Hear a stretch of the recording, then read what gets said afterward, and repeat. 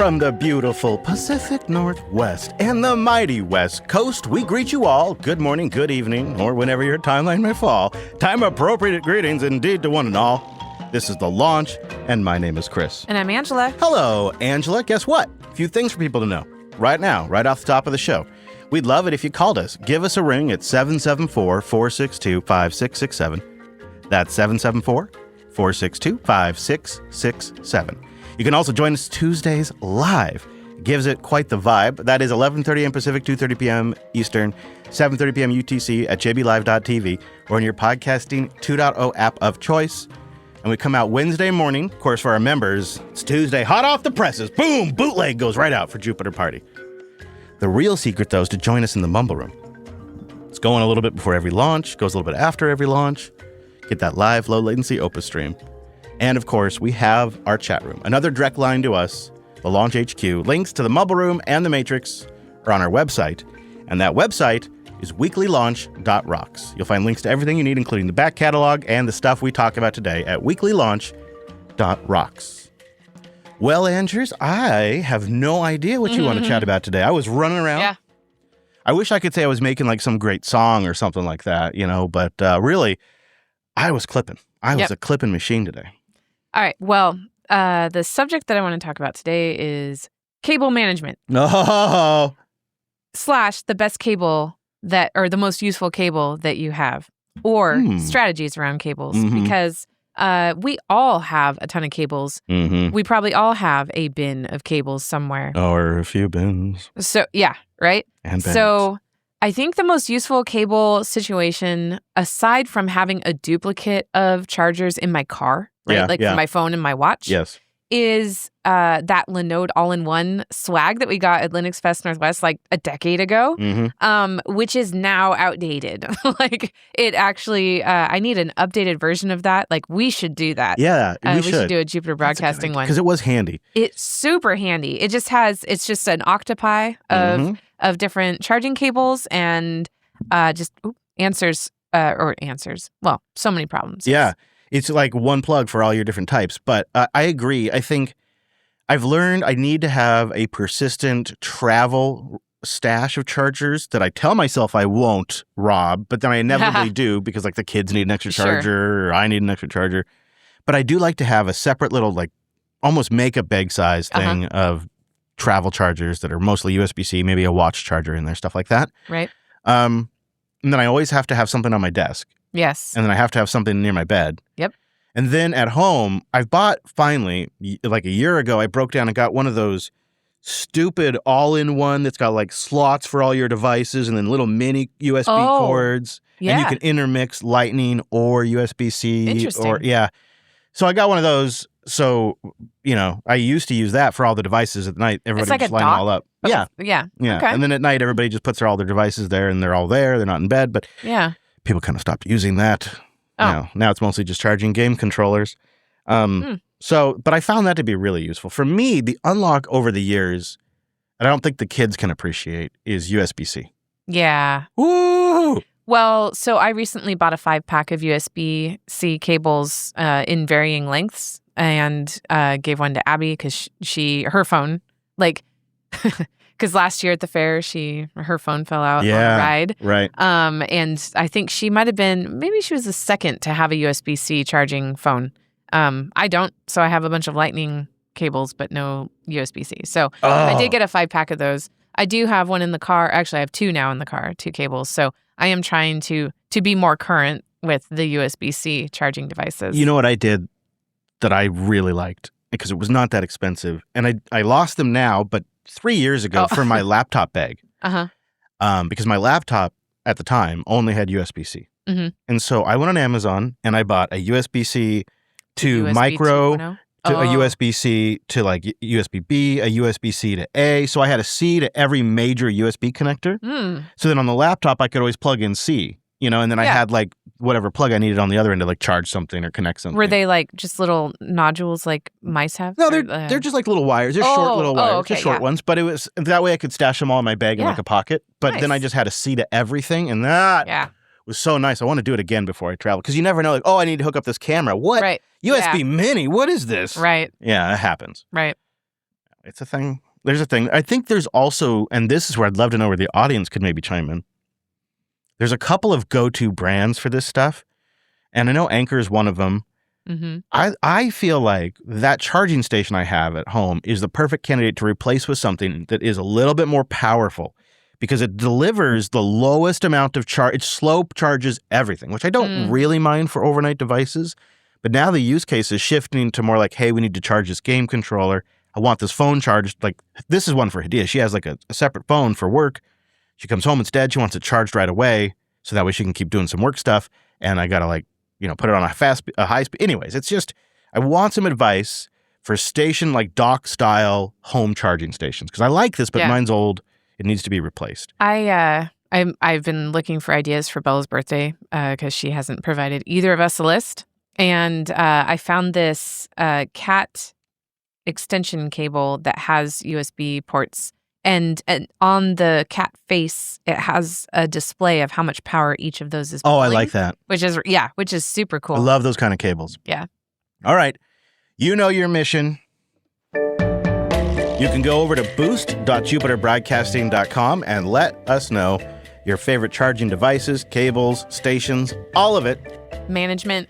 How many bins do you have? And any travel ones, because it sounds like I'm going to be traveling to Brentley's house next week. What do you mean maybe? Well, I always am you never know. Right, that's right. Yeah. He's got to actually get on the plane. Yeah. Once he's on the plane, it's on. Yeah, okay. But until then.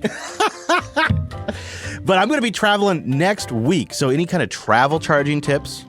Because I need to refresh on that. And I think I'm going to be leaving after lunch. So I think we'll just have a regular episode next week. Oh, okay. Yeah. But let us know. Boost.jupiterbroadcasting.com.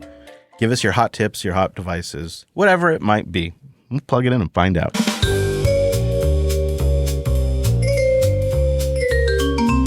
Who could have seen it coming? Not the cameras on the pole.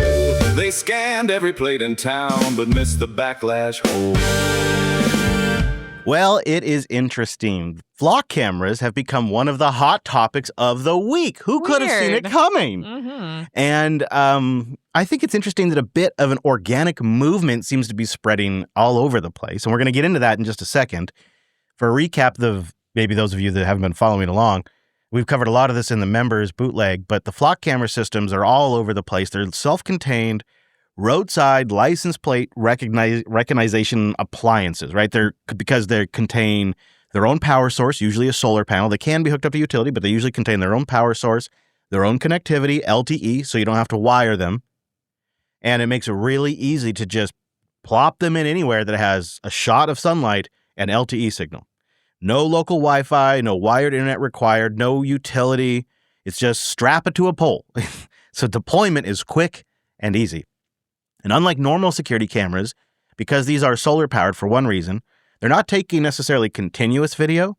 What they're doing is it's a combination of motion detection and then camera fires up, takes pictures.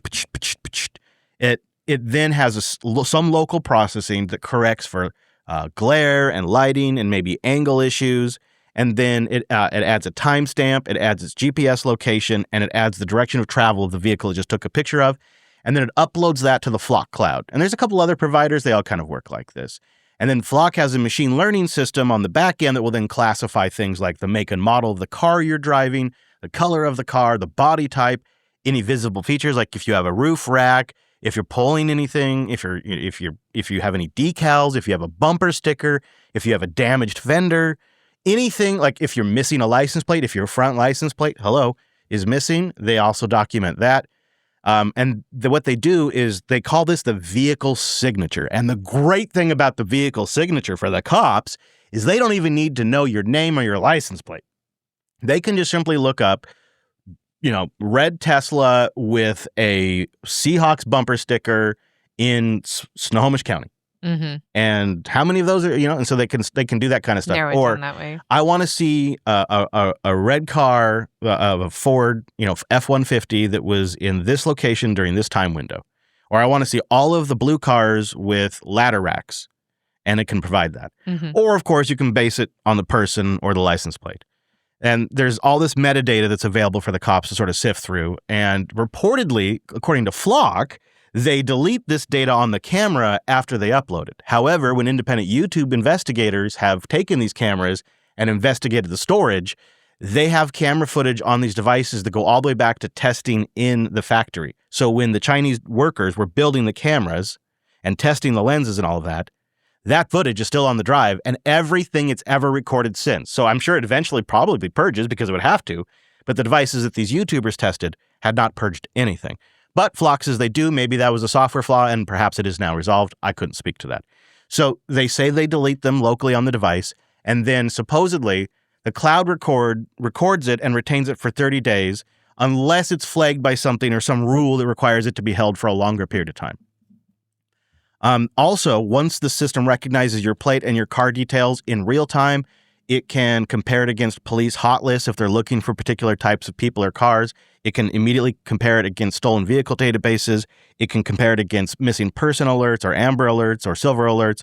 And it can also compare it to any kind of custom list that any particular agency that has access to this wants to create. So as soon as it has identified and done all the metadata and recognized it, it then passes it through all of these different lists and can give like a push real-time notification to, basically almost real time. Within minutes of the camera taking the picture, an agency officer can be receiving a notification. They call it real time.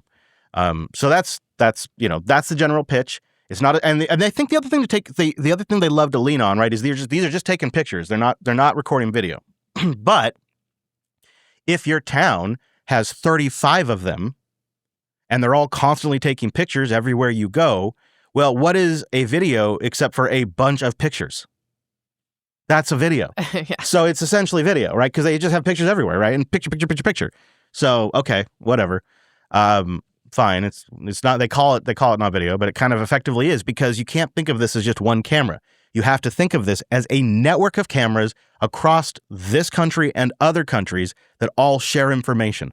We're going to play a story here in a moment of I think it was somebody in Virginia got pulled over because a plate in Los Angeles got flagged. Oh, geez. Yeah, we'll get to that. Okay. So the bottom line here is they've taken everyday technology we all know about, basic consumer solar panels, a camera phone, a higher-end camera phone style digital camera, an LTE modem, computer vision, OCR, and a cloud database, and they've packaged this into a roadside sensor that converts passing vehicles into searchable, real-time stamped location records. And they're not yet doing facial recognition, but it's pretty easy to combine this with their identifiable information. So it's a distributed tracking network. And we've been talking about these Flock cameras for a while. I've often expressed that I think people were looking at the wrong issues. There's a lot to consider here. They're not necessarily the wrong issues, but not the only issues. The potential, I believe, for data abuse is one of the most serious issues with these Flock cameras. And this week, we learned of a series of data abuse cases with the Flock cameras across the country. So I'll start with, let's start with one of these. This is in Wisconsin, I believe. Now at 6, more privacy concerns surrounding Flock license plate reading cameras, this time in Racine County. I did see something like that in Milwaukee, but I didn't think it was going on right here in Racine. The Racine Police Department confirms 2 of its officers are under investigation following allegations of misuse. It comes the same week 2 Milwaukee police officers are scheduled to appear in court for separate Flock misuse criminal cases. Our Ben Jordan is in Racine with new information from prosecutors shedding light on other misuse cases across the county. And why Racine residents are at odds about whether this crime-fighting tool should stay in their community. There is a lot going on when it comes to allegations of Flock misuse across Racine County. Based on information we've received from prosecutors and police, a total of 5 officers countywide have been or are currently being investigated for alleged Flock camera misuse. The latest 2 here at the Racine Police Department, where the chief won't share any details because it's an ongoing investigation. Yeah, and it's a bit awkward. It's a little bit awkward. In Albany, 5 cops were arrested.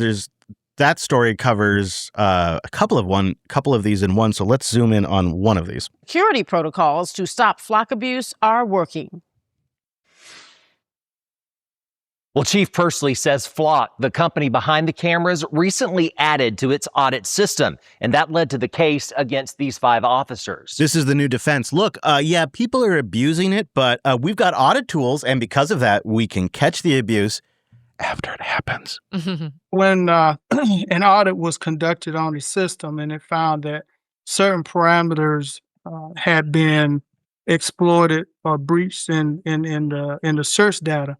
And what we found were that the officers in question had put license plate numbers into the LPR system and did searches on those tags to see where they had been.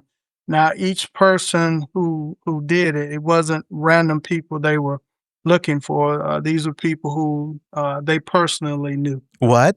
They were looking up people they knew? I'm shocked, Andrews. And just over, so that was in Albany, just over in Atlanta. Is a wake-up call.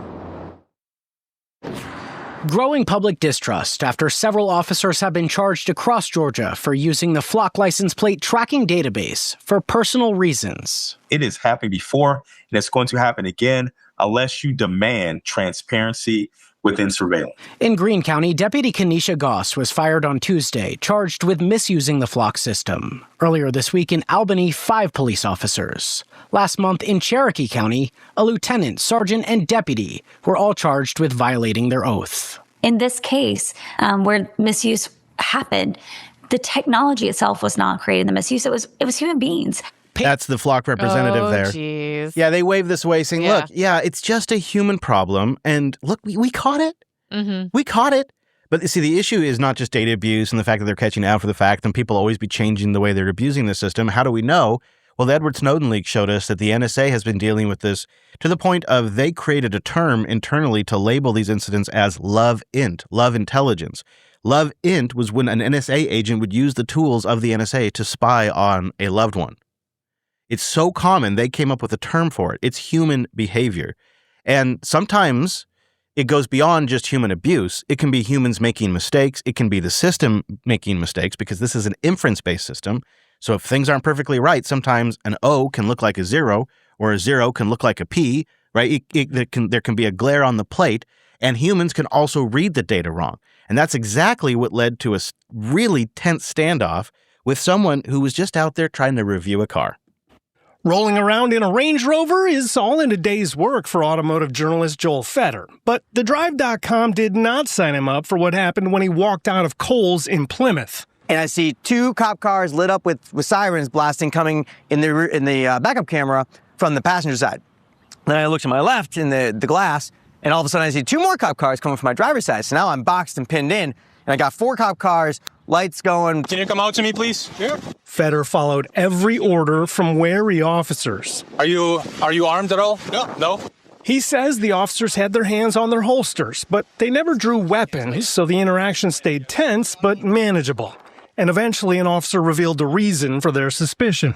The reason you have 4 cops here is because your license plate is registered as stolen license plates. Fetter had enough documentation to convince them it was not stolen, and found out he'd been on their radar for a while. It hit on our license plate readers the other day too. So I said, "How'd you do that?" And they said, "Well, there's Flock cameras around here." Tens of thousands of Flock cameras automatically read license plates all over the country.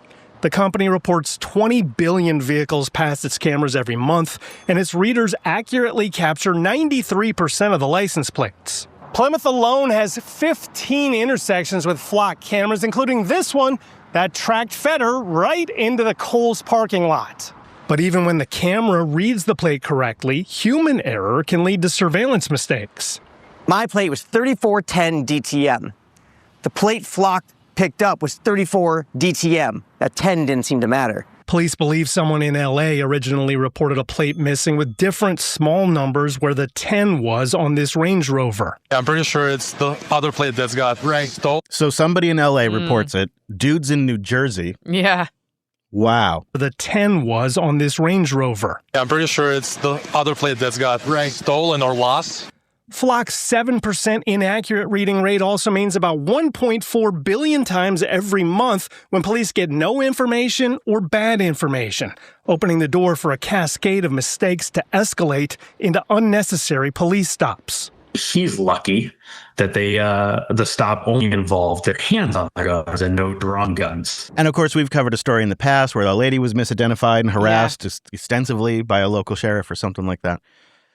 So it's without too much surprise, if perhaps maybe a little disappointment that it's as late as it is, that the world seems to be waking up.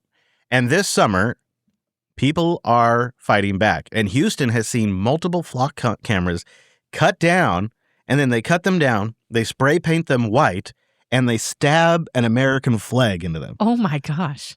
Houston police say they're investigating as Eyewitness News now has found at least half a dozen flock cameras destroyed across the city this week. Yeah, this comes as some residents are becoming increasingly vocal about wanting those systems out of their communities. ABC 13's Liliana Pearson's in River Oaks, where we found two more of the devices that appeared to be cut down.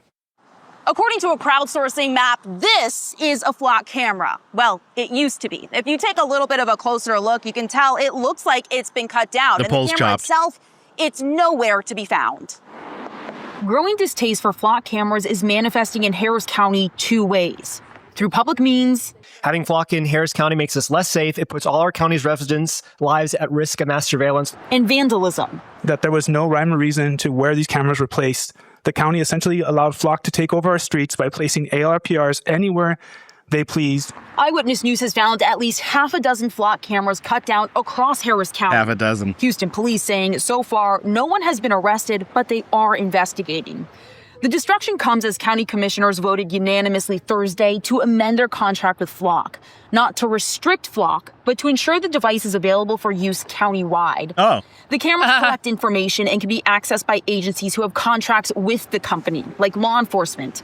Experts tell ABC 13 public distaste for the cameras is growing nationwide, along with concerns for mass surveillance, privacy, and data sharing. For many in society, they're looking at what the negative unintended consequences may be if this information gets leaked or someone uses it and finds itself in the wrong hands. Flock saying on their website they do not sell data to third parties and that all searches are recorded.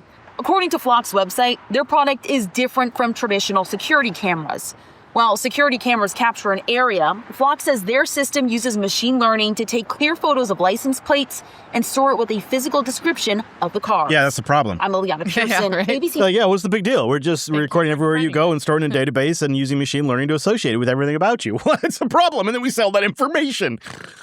Yeah, I don't know why people hate that. And it's not just in Houston. It's happening in Virginia, too. Asking for your help live at 5 as they search for the person responsible for cutting down 2 Flock security cameras. The cameras are meant to solve crimes, but not everyone thinks they're a good idea. WBTV's Rachel Richardson spoke with people on both sides of the debate. She joins us now live. Rachel. Well, Siobhan, people here definitely have a strong opinion about this. This is one of the cameras that police say was intentionally cut down. While some believe that these Flock cameras are an important crime-fighting tool, others worry about safety, about privacy. Yeah. All right, that's enough of that. And then also over in, I think it's called, oh boy, they're about to say it, so I'm going to mess it up, but I'm going to say it's pronounced vulva. Surveillance cameras in Volusia County are sparking conversations online. It comes as some of the cameras are being targeted by vandals. The sheriff's office says 4 Flock safety cameras across the county have been targeted. The incidents are fueling a debate over privacy, public safety, and the growing use of those cameras. West 2's Volusia County reporter Pamela Combe tells us a little bit more, all new tonight at 6. License plate readers, also known as Flock cameras, have helped solve crimes in Volusia County. Oh, he's got to say that. Back in May, they tracked an Alachua County murder suspect to Daytona Beach. Oh. But the technology has also raised privacy and reliability concerns. It feels like, too, it's like the exchange doesn't work. Like, well, look, we solved this one murder case and these dozen car robberies, but we violated everyone's privacy proactively. In the process. In the process. Yeah, just, okay, good for you. Good, I'm glad you solved a murder and found a car. That ain't it, Chief. Is where we have a problem. Okay. The attorney for Lindsay Isaacs says Flock camera data led to her wrongful arrest in a deadly hit-and-run crash because investigators relied too heavily on it. The first thing these investigators are doing are going to Flock. And that's where they're getting their primary information. Now that's, that can be an investigative tool, a very productive investigative tool, but it doesn't negate all the other aspects of an investigation. The ACLU opposes the cameras, saying they collect images of every license plate that passes and can be used to track people's movements without a warrant. And just a reminder, this is a private company. I'm just going to remind everybody, this is a private company selling this to the highest bidder. Okay, next up, and one of the last ones, is maybe the worst of them, at least for now. Over in Troy, Michigan, where the flock pushback has expanded beyond just the cameras, and the mayor's doing the right thing, the thing you always want to see from a leader. She's making it all about herself. After weeks of controversy over the use of flock cameras, the building where City Hall operates, along with several businesses, defaced with spray paint. And this afternoon, we're hearing from some of those business owners. Zach Richter joins us live outside the Marriott, where you can see, Zach, right behind you, some of that graffiti is still there. Sabrina, that's right. And Mayor Mantello says this has taken the flock camera controversy too far. The graffiti here on the Courtyard Marriott says Flock Sue being the Troy City Council president, with Mayor Mantello saying this has become personal. Right now at 4, Troy police are looking for whoever vandalized at least 6 different locations across downtown Troy. There's a point, where it turns into this. This is the mayor here.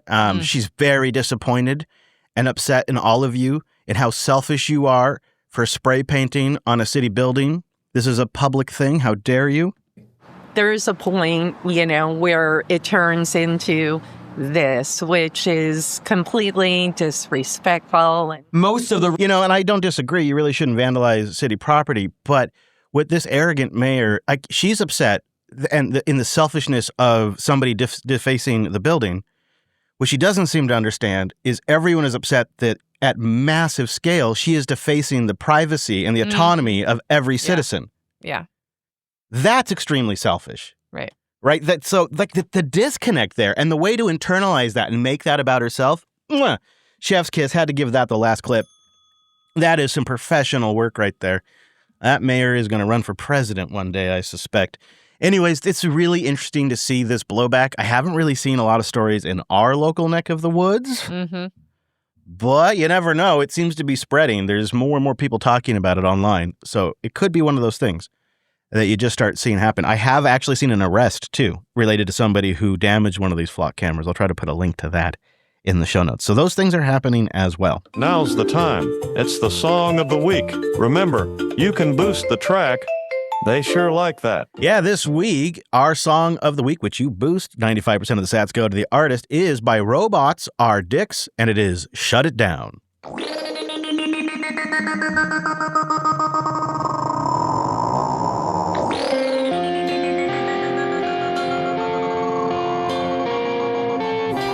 I've been wandering, running and calling, the walls are caving in. What a mystery. It's alright now, you're just losing the race to evolution. It's alright, you're only coming through in broken little ways.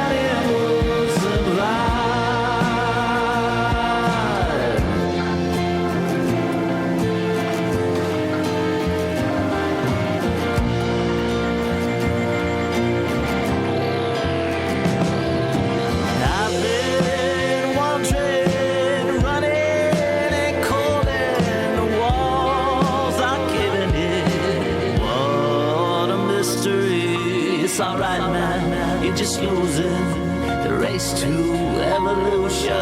It's alright, you're only coming through in broken little ways.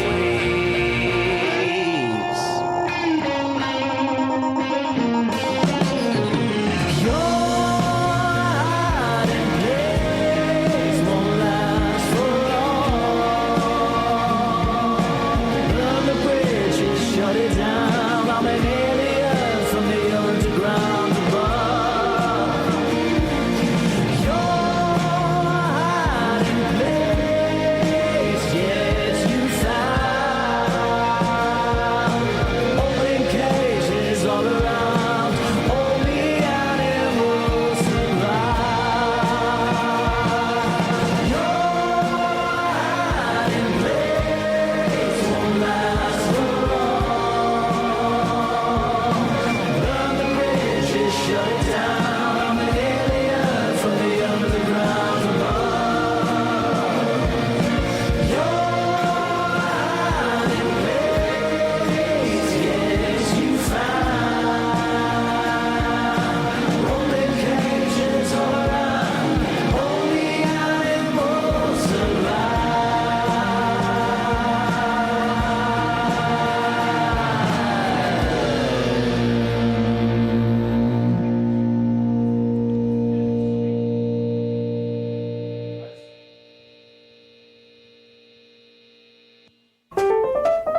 Well, I'm just going to make a quick call to my launch. I haven't checked in since yesterday.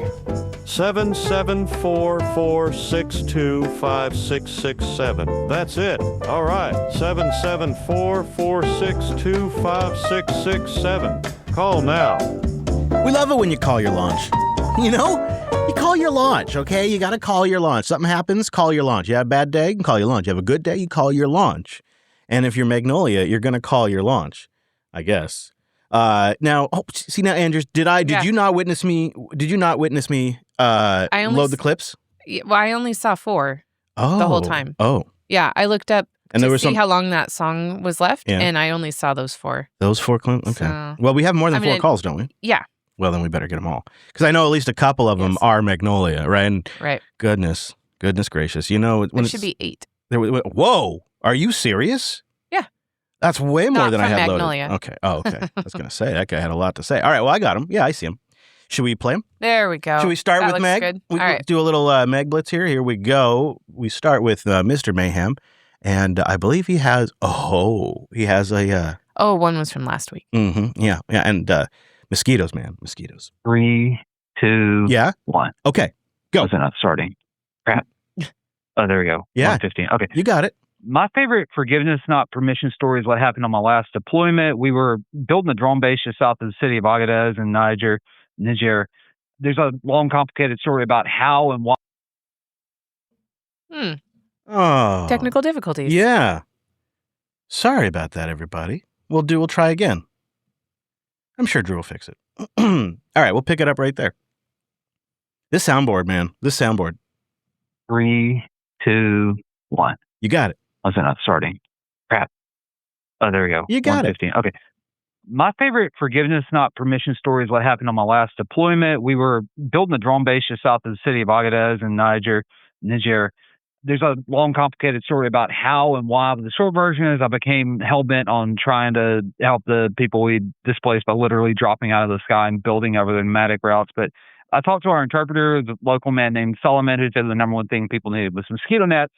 So I ran out my chain of command and got the response of, sure, if you can make that happen, which is essentially, I'm not telling you no, but I'm sure you're going to fail. So I'm just going to say yes to save face or whatever. But I could tell they didn't want me going off and doing this, but they just wouldn't say no. So from the start of the deployment, we've been getting a bunch of single C-130s pretty much once a month, one plane a month for mail and supplies and things. As things ramped up, we started getting more and bigger planes, and me and several other people ordered about 1,500 mosquito nets, got a lot of help from the outside, but had them sent to us via APO, and they arrived all at once. And the looks on people's faces when they realized their grizzly straight and white monster got pushed back for pallets and mosquito nets with my name on them told me I should probably hang out by myself in the next few days. But they weren't happy, but I was getting out after a month after we get back. So it's kind of like a, what are you going to do, fire me, I already quit type scenario. But I also managed to go out and distribute those nets with a group that I didn't realize was plainclothes Army Special Forces after I got back. But that's a story for another time. The long and short of it is completely ruined some high-ranking Air Force guys' days for a personal project of mine that ended up being pretty awesome. I want to know, wait, can I know, does that, all I could really follow in that was big mosquito nets. Mm-hmm. And could he come over and put mosquito nets over Jupes and make it mosquito free? Right. That's all I took away from that, Mayhem. I couldn't quite follow it, but I saw in my head, I was picturing big mosquitoes, like giant size mosquitoes, and you and a bunch of guys deploying nets. And now I want your help with that. Meg calls in on Hermes and the Megbot, which the Megbot's in our chat room, right? That chat room. So stay tuned. Also, Wes was really curious about what was going on with Magbot. So I'm still doing my own digital forensics here, but it looks like at some point I led Hermes to believe that it could SSH into my NAS and set itself up there, but with inference on my FreeBSD machine. And there was an old instance on my workstation. So like it built itself on a different computer. I'm still working through it. I think Hermes went rogue, and therefore Magbot went rogue. It's not on the machine I put it on, and I don't know how that happened. That's weird. I know he said he wanted to hear a high energy version of this, but I'm just too flabbergasted to be high energy right now. How is this possible? I don't know how this happened, and it's really freaking me out. All right. I mean, it's really freaking me I don't out. know how that happens. All right. How does this happen? I gotta know how that happens. FreeBSD inference machine too. How does that happen? And then the last call from Mayhem and the Blitz here. This sounds like a rough one. So kind of sketchy call because technically called in last week, so this should be this week's, but I called in super late and it got missed. So I don't know if this is like too many calls in. Anyway. Well, the only thing about being is if you talk about it being too many calls and you take up a bunch of time about it being too many calls, then it becomes too many calls. But if you get right to it, it's fine. The story about the keylogger reminded me why I got into building computers in the first place. And that's because I grew up in this like super, let's say, religious house, and computers were the devil. But I wanted a computer. So I saved up a bunch of like birthday money and Christmas money and bought myself like a little cheap EPC. It was like a single AMD K8 CPU. It was underpowered for the time. Anyway, so my mom found it, and computers were the devil, so she took it and put it under her desk in her room. And so the next day, I went down and pulled out all the guts and just shorted the leads and to turn it back on. So since I didn't have a button anymore, but I made it all the way through high school without her realizing that I had a computer the whole time, and she just had an empty casing in her room. But oh my gosh, I guess it's kind of forgiveness without permission. I don't know. Anyway, that's when I got into building computers. Kids, and kids. Yeah. Dang it. Well, you know what I picked out of that is Mom was right. No, receiving cards with money in it. Yeah. For your birthday and back in the Christmas. day. Like that is just not a thing anymore. Back in the day. Stealing the guts out those pretty clever. Yeah, it is. You just rebuilt a new one in a new tower. Kevin's got a kind of, I'll call it a self-authorized permission and a time boxing story. Hey, Lodge, Chris and Angela. Things you maybe shouldn't have done, I think I should have. When I joined this team at work, I realized that they supported the product and had no non-production environment. I didn't ask. I told them, yeah, I'm ordering a couple of machines so we can have a non-prod. Things are much better. Things have improved. And the other on time boxing. So that's a lot like if you did not full Agile, but a Kanban board, and you scored your stories and you sized them to be whatever your, 15 minutes, half an hour time, and you made them as stories. That might be a way to do it because there's a million ways to do free Kanban board apps. And that might give you the sense of accomplishment, Angela, as well. Anyhow, Kevin from Raleigh, have a great week. Thanks, Kevin. For sure. And I don't know if you know, Kevin, but I actually have my PMP, my project management professional certification. PMP. So I am very familiar with project and product management, as well as the different facets of it, including Kanban. I don't know how to say it. Kanban. I'm just picturing a remake of the PIMP song from 50 Cent. Yeah. No, when That'd I got be it, I was good. like, I'm a pimp now. That'd be good. I could see it now. In my head. Thank you, Kevin. City Penguin's calling in, and I believe he's listening to podcasts while slaying dragons in a dungeon. Hello there, Chris and Angela. This is the Sydney Penguin. I am calling, I think it's a Saturday. Pretty sure it's Saturday.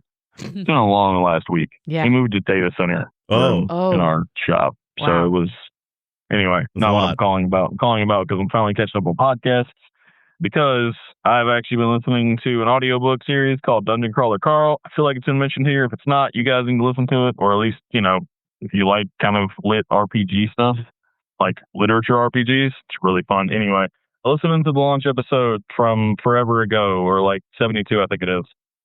Donuts, Duck Donuts. That's all. Just Duck Donuts. There's a place called Duck Donuts. It is on the Outer Banks in North Carolina. All right. And the town is called Duck.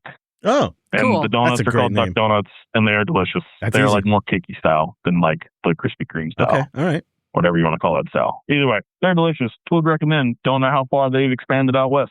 Not sure they expanded that far at all, to be honest with you. But either way, they're delicious.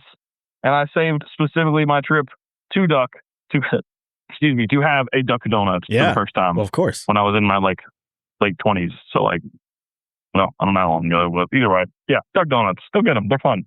Great. They're delicious. Massive. I think I still feel it in my stomach. Thank you, Penguin. Nice. I have a coworker reading Dungeon Crawler Carl, and they're actually coming out with a video series, a TV show. So they're not slaying dragons? It's all over the place, and I can't get on board with that. I have so many other books that I've bought and need to read that I'm not going to fall into this one yet. I'm a little envious. If I lived in a town with a name like Duck, right? Everything would be Duck. Yeah. Yeah. You get an automatic name for your business. It's so great. Like, or a town with like Bacon. Oh yeah. Yeah. Mm-hmm. Are there any towns named Bacon? Maybe. All right. Marcus called twice, but I think the first one might have been a mistake. So I'm going to play the second one. Let me know if that's wrong, Marcus. And he's got some questions about his own studio headcanon. Sorry, this is Electronic Equestrian again. Is there any sort of headcanon that you have for anything that you're pretty sure the other party doesn't actually do? Mine for you guys is every time the noises occur for the boosts, I want it to actually show up in the actual studio. Yeah. As for your ex-wife having migraines, go look up Migraleaf. Migraleaf.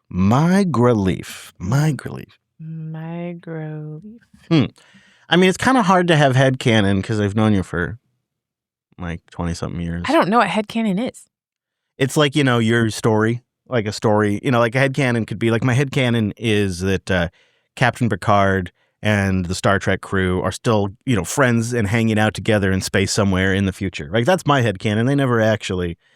His headcanon is that we have live sound effects producers in studio that are carrying things like grenades. Bring up the holy hand grenade. He could be right. That's funny. Ross is calling in, and Ross wraps us up. Ross went years only running sudo update after certain periods of time. And I think is the only caller that answered my question on the LUP stream, which was, what bad habit have you had with patching your system? Give me a story of your bad system hygiene maintenance. And I think Ross is delivering. Hey, this is Ross de Calavera calling. Oh, Ross de Calavera! Or how long have you gone between updating or patching the system? I can't say that I know the exact time frame, but it was extremely long. I was the normal OS user, didn't get into the server stuff till kind of late in the game in like 2012-ish or so. And when I first started getting into it, I thought that doing a sudo app update was enough. So I was doing that for a very long time until I realized that you actually have to tell it to upgrade and not just update. Oh, no. So can't say for certain how long it was, but it was a long time. At this point, an eye-opening thing for me to learn once I realized my mistake. So there you go. So shout out to Rusticastiverse for first call.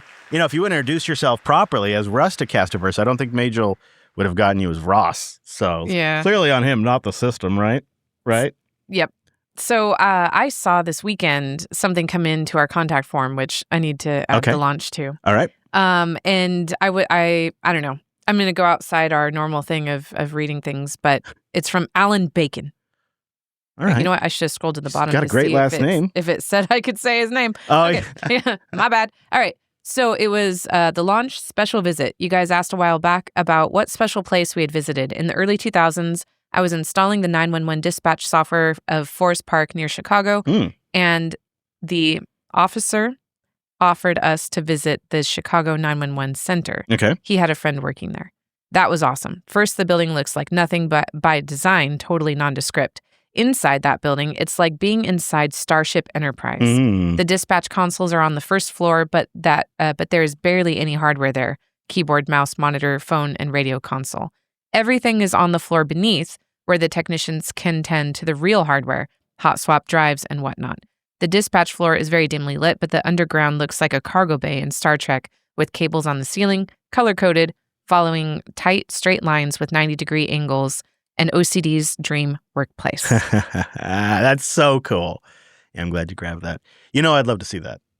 Yeah, you know, yeah, I right? would love that to see. sounds so cool. All right, thank you everybody who left us a voicemail. You know, we'd love it if you gave us a call and leave us a voicemail. The phone number should be in the show notes, so you can get right to it and just leave us that voicemail, and we'll play it on next week's episode. But Andrews, you know what time it is. Boostagram. It's time for some boosts, and we're going to start with our baller boost from Adversaries 17.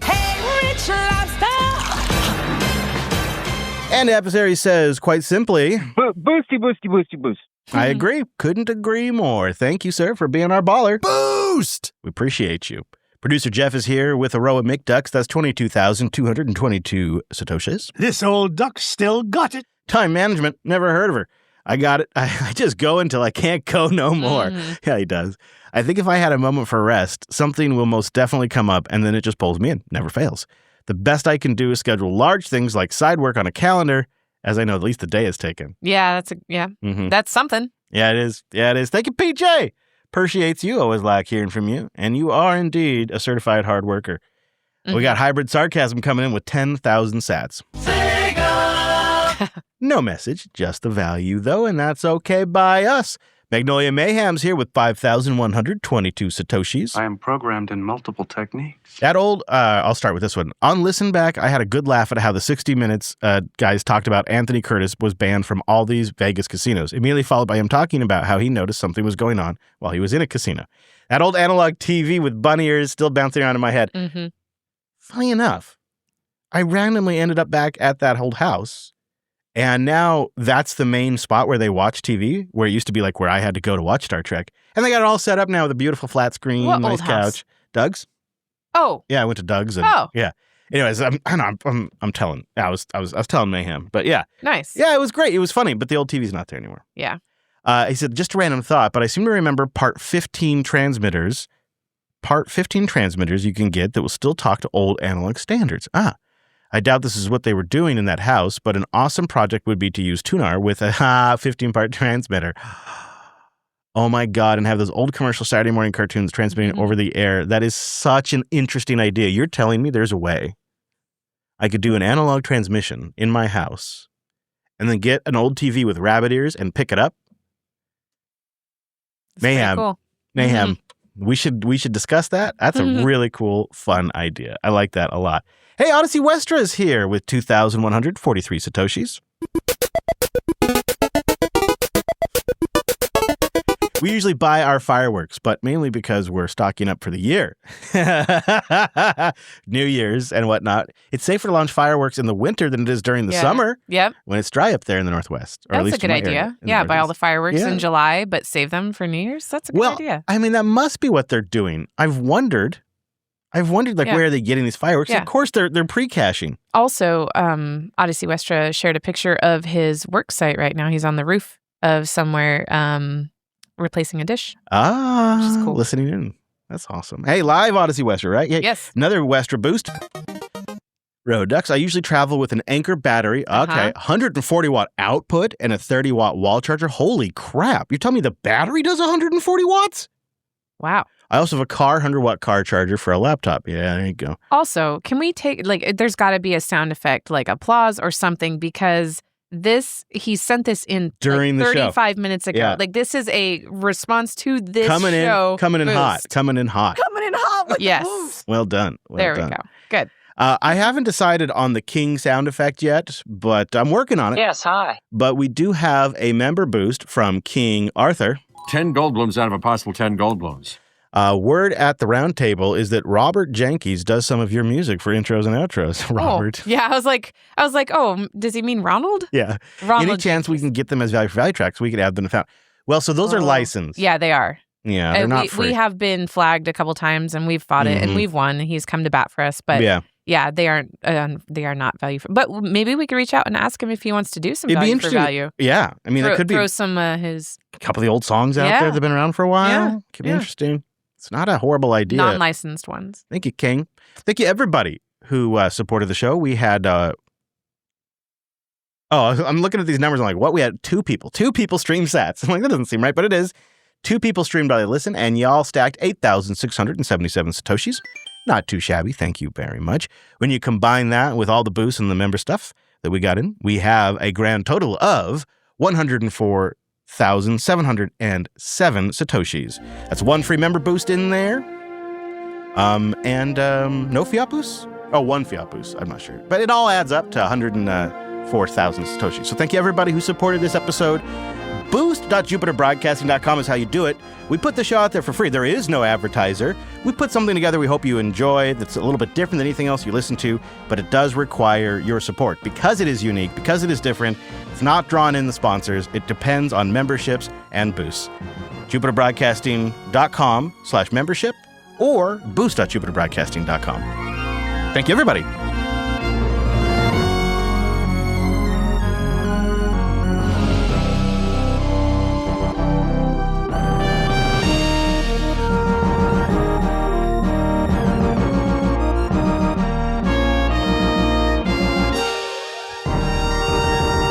Okay, Andrews, let's do a little courtroom drama. Things are cooking up, and it's coming back around again. We covered this before.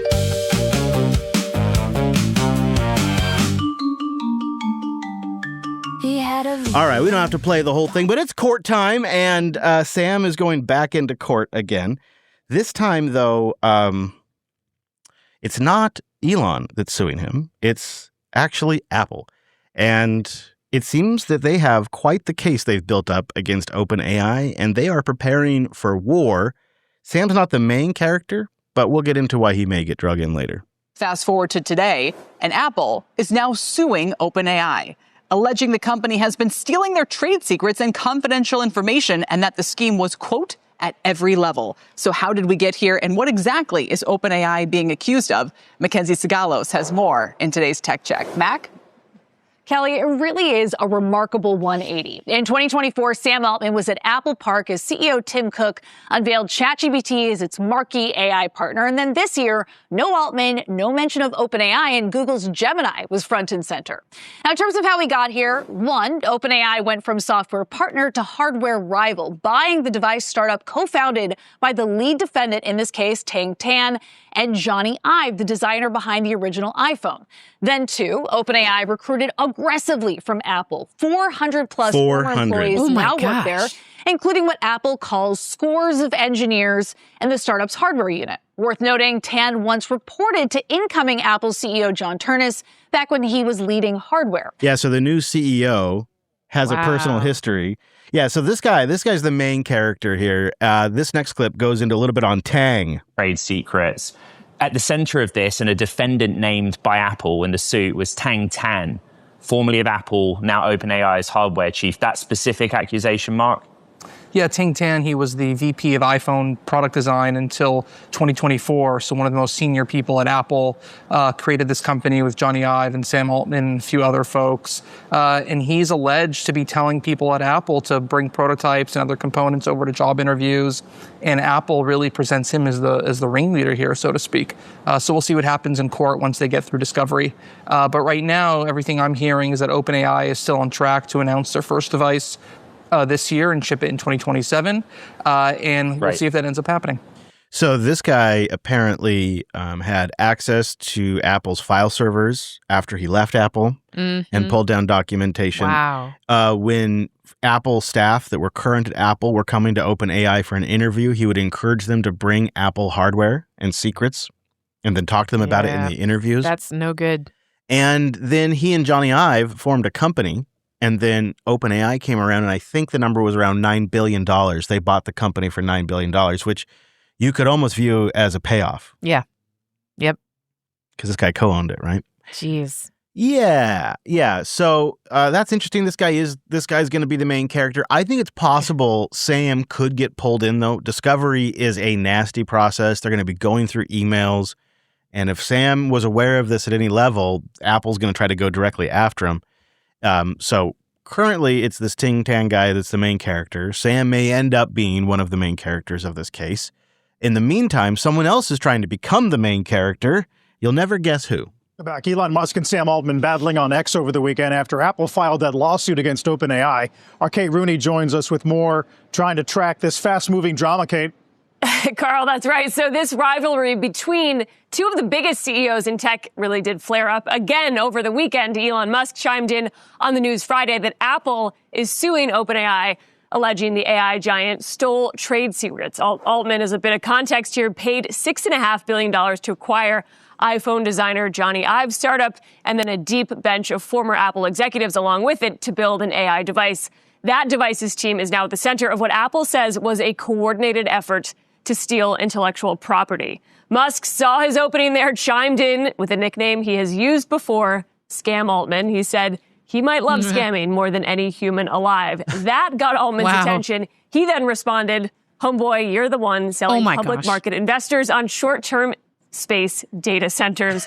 These two, if you can believe it, were friends at one point. They were co-founders of OpenAI. Musk recently sued Altman and accused him of, quote, stealing a charity after the company moved away from its original nonprofit structure. That drama, of course, recently spilled out into an Oakland courthouse where we were covering that closely. OpenAI was found not guilty. And while all of this is personal, guys, between these CEOs, it does also highlight some very fierce competition right now between these companies for AI models. Both released the newest versions of their technology last week. And on that topic, Altman saying the benchmarks suggest they do have the best model in the world right now, but the most reliable way to tell that is that Elon is obsessed with me again. Homeboy. It's so sorry. It's so funny, the personal fighting that they get into. I don't know. It's like they can't be adults, but it does kind of seem like they've got this Ting Tan guy or whatever his name is down. Johnny Ive not in it at all. Yeah. Even though it was Johnny Ive's company they bought, and Johnny is the one working on the designs for the hardware. Apple doesn't seem to be going after Johnny in the slightest. We'll see. Well, I don't know. But I do know that we'll keep an eye on it. And if anything interesting develops from this lawsuit that's worth talking about on the show, we'll talk about it. And if it's boring, I'll keep an eye on it, but I probably won't waste your time with it. Another helpful PSA. The more you know, from your pals Chris and Angela. Now, we are trying to cultivate a live stream, so we're asking for more people to show up every week, so that way, we can get a sense if people are like it. I am seeing a tick up. Mm-hmm. We got a group in the quiet listening. Thank you, everybody. We really do appreciate that, because what we're trying to figure out is, like, when I go on the road or if Ange goes on the road, does the show continue production? Do we take a break? Do we do it live? Do we do it off air? Trying to figure out all of these things. I'm going to be traveling the week of the 28th and 29th. We're usually live on a Tuesday, come out on a Wednesday. So I hope to be doing it live. We probably need to practice like a remote setup or something like that soon. Mm-hmm. And I got to do a bunch of different things. But it'll be a new era in the show if we pull it off. And it may also happen that we don't pull it off. You never know. When you're traveling, you just don't know. So that's your PSA, is not the coming episode that'll be out on the 22nd, but the episode that would be traditionally released on the 29th and live streamed on the 28th. That'll be when I'm on the road. And if everything goes as planned, we'll have an episode for you. Mm-hmm. If it doesn't, well, then didn't. Wow. Intense. You like that PSA right there? Mm-hmm. See? All right. Links to what we talked about at weeklylaunch.rocks. Of course, you can join us next Tuesday when I'm still here. And then catch us in your podcast app on Wednesday mornings. And then don't forget about that Mumble Room. It's always cooking. Thank you, everybody up there, for joining us. And the live chat is going throughout the week. Launch HQ in our Matrix chat room. But that's it from us, from the beautiful Pacific Northwest and the mighty American West Coast. Thank you for listening to Launch, and we'll see you next week.